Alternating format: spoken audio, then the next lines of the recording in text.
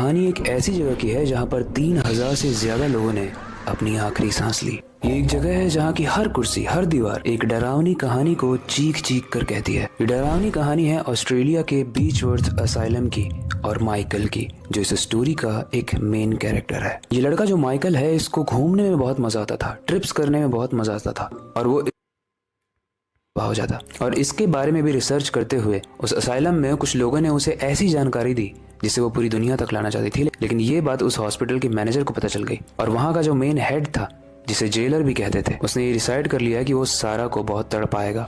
और जैसे ही उसे ऑर्डर मिले कि सारा को खत्म कर दो, उसने सारा को एक टॉर्चर चेयर पर बैठाया, उसे इलेक्ट्रिक शॉक दिए और उसके नाखूनों को एक एक करके निकाला। तब तक निकाला जब तक दर्द से कहर कहर के सारा की जान नहीं चली गई। सारा चीखती रही, लेकिन उसकी आवाजों को सिर्फ और सिर्फ दीवारों ने ही सुना। लेकिन मरते वक्त सारा ने एक श्राप दिया। सारा ने उस जेलर को श्राप दिया जो बाकी लोगों को भी इसी तरीके से टॉर्चर करके मारता था कि मैं तो मर रही हूँ, लेकिन मैं तुझे भी मुक्त नहीं होने दूंगी। मैं लौटूंगी और तुझे तड़पा तड़पा कर मारूंगी और तुझे तेरे पापों का बोझ उठाने पर मजबूर कर दूंगी।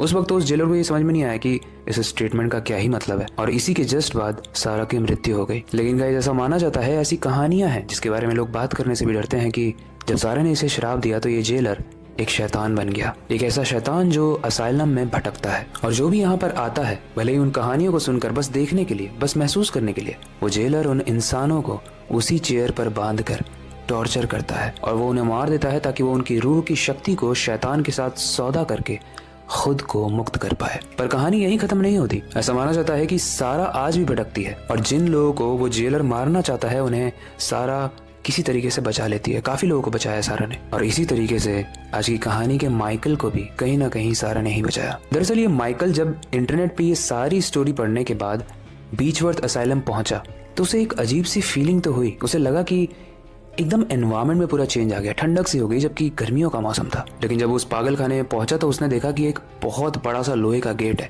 टूटी हुई खिड़कियां हैं और हवा में गूंजती कुछ अधूरी सी चीखें। अंदर जाते ही पागल खाने के हर वार्ड को माइकल एक्सप्लोर करने लगता है, पर जब वो